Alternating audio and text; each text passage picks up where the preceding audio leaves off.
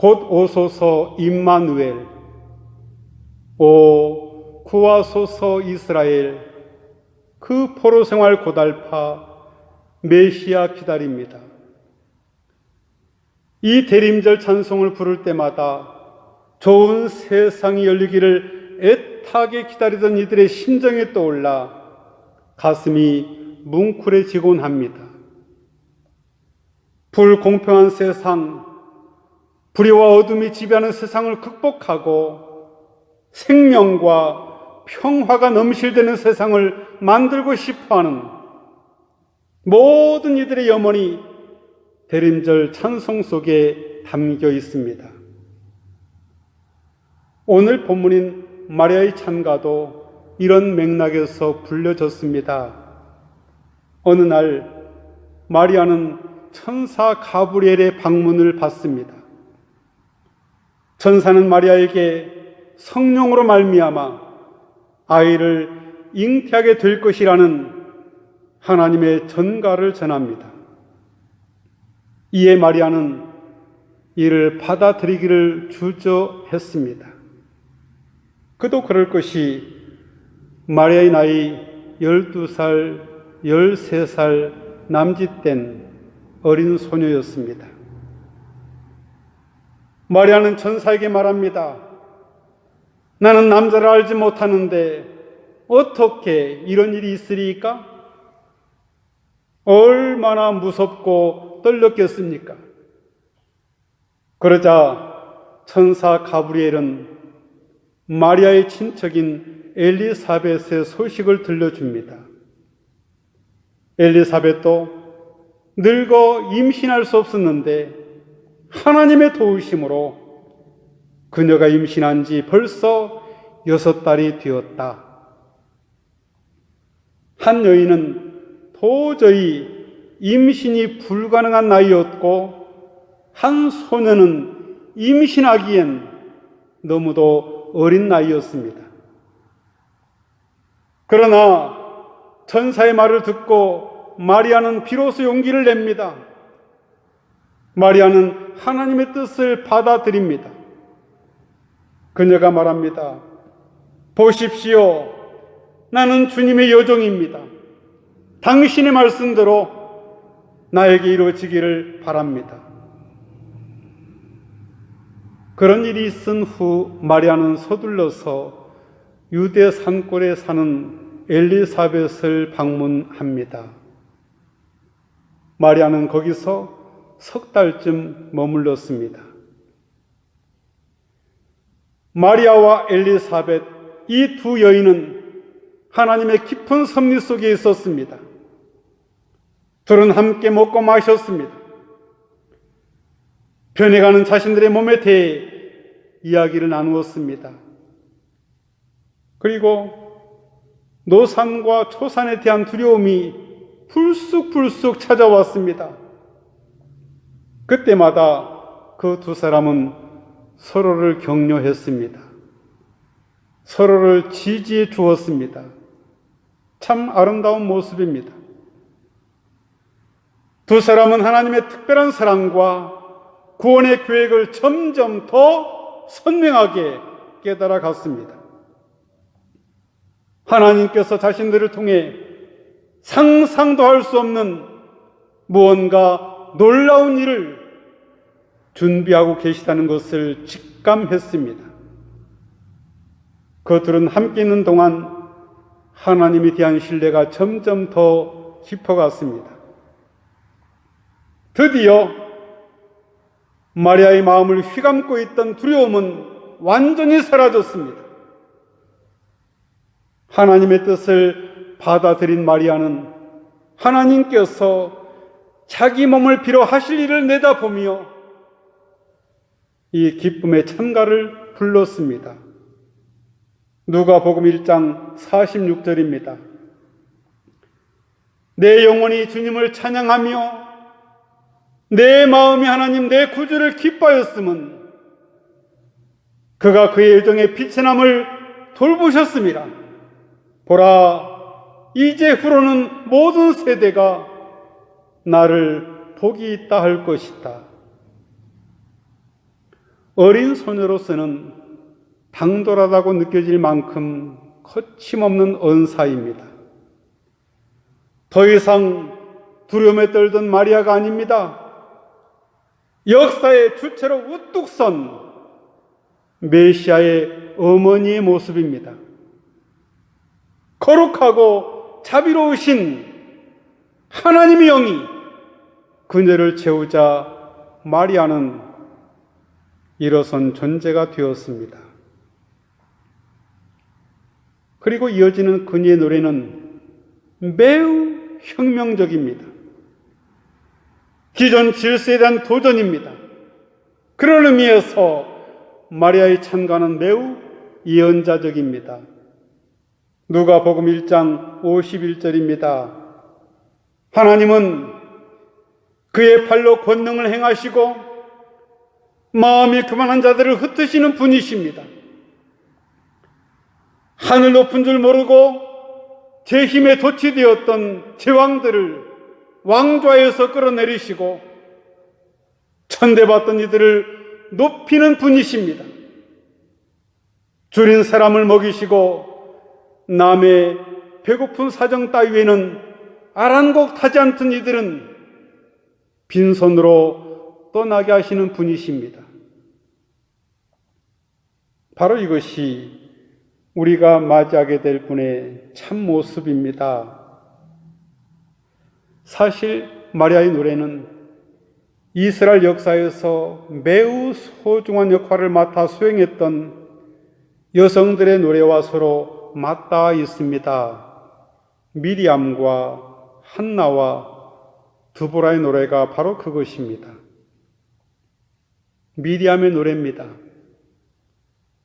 이스라엘 백성들을 애굽 사람들의 손아귀에서 벗어나게 하신 하나님은 이제 이스라엘 백성들이 홍해 바다 한가운데를 마른 땅처럼 밟고 건너게 하셨습니다. 그러자 아론과 모세의 누이인 미리암은 손에 소구를 들고 노래를 불렀습니다. 출애굽기 15장 21절입니다. 여호와를 찬송하라. 그는 높고 영화로우심이요 말과 그 탄자들을 바다에 던지셨음이로다. 미리암은 이스라엘의 원수가 패배한 것을 축하하고 있습니다. 그녀는 강하신 여호와를 칭송합니다. 하나님이 뜻하시면 말과 기병도 무용지물이 되고 맙니다. 강력하고도 급격한 변혁의 정신이 미리암의 노래 속에 담겨 있습니다. 한나의 노래입니다. 아이를 낳지 못했던 한나. 그녀는 하나님의 은혜로 사무엘을 낳은 후 어린 사무엘을 성소에 데려와 이 아이의 한 평생을 주님께 바치면서 이런 기도를 드립니다. 사무엘상 2장 8절입니다.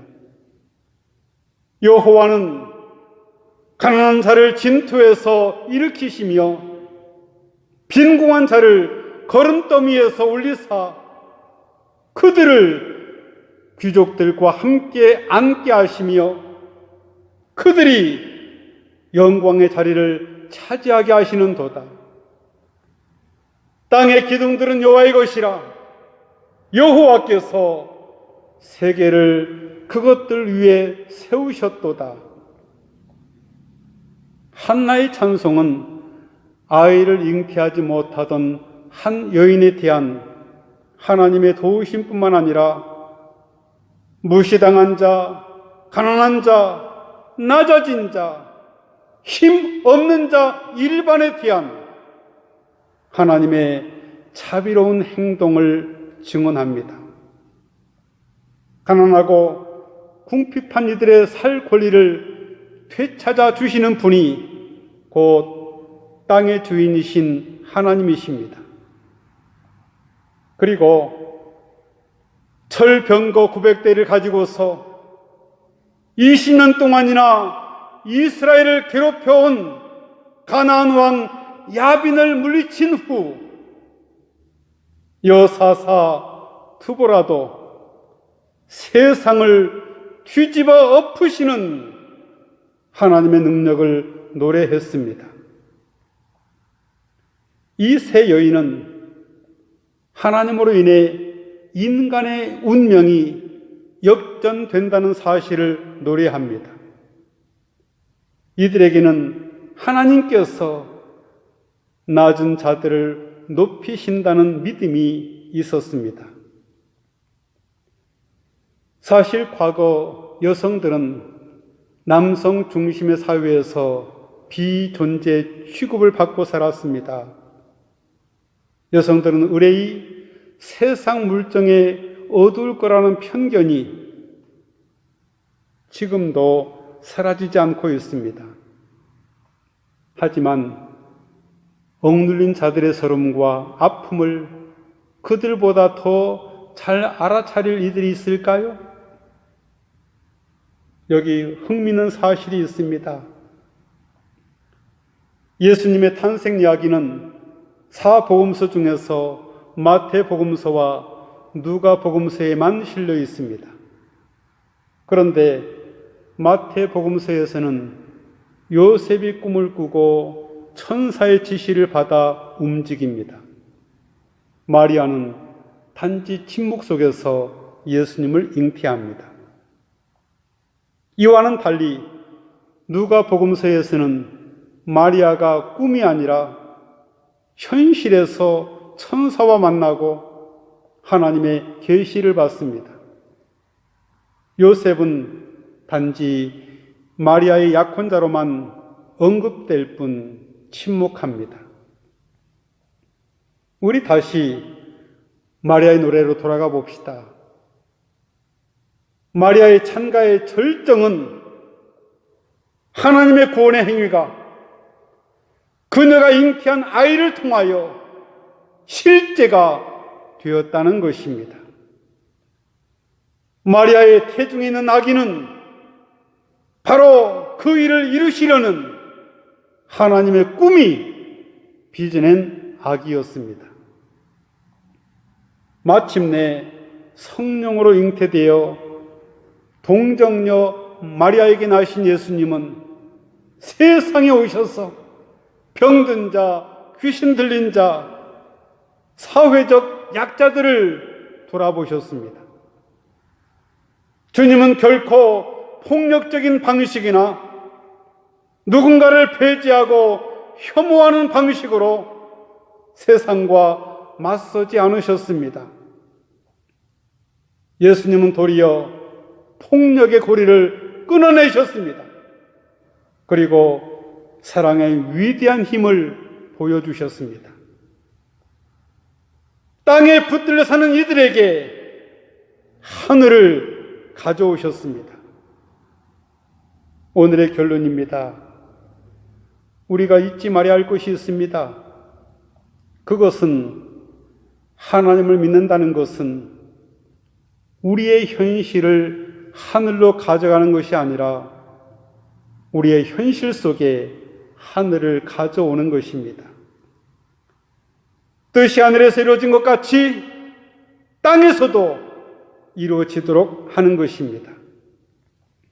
그러기에 우리는 더욱 세심한 열정으로 연약한 생명을 감싸 안는 어머니의 심정으로 빛의 난 자, 줄인 자, 상처받은 이들의 벗이 되어 주어야 합니다.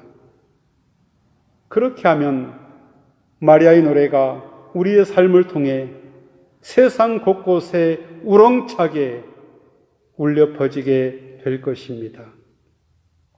같이 기도하겠습니다. 은혜의 하나님, 마리아가 자기 생명을 바쳐 주님의 뜻을 따름으로 주님의 영원한 말씀이 육신을 입으셨습니다. 저희에게도 은혜를 충만히 내리셔서 주님의 구원을 기뻐하게 하시고 모든 일에 주님의 뜻을 기꺼이 받아들이게 하옵소서. 예수님의 이름으로 기도하옵나이다. 아멘.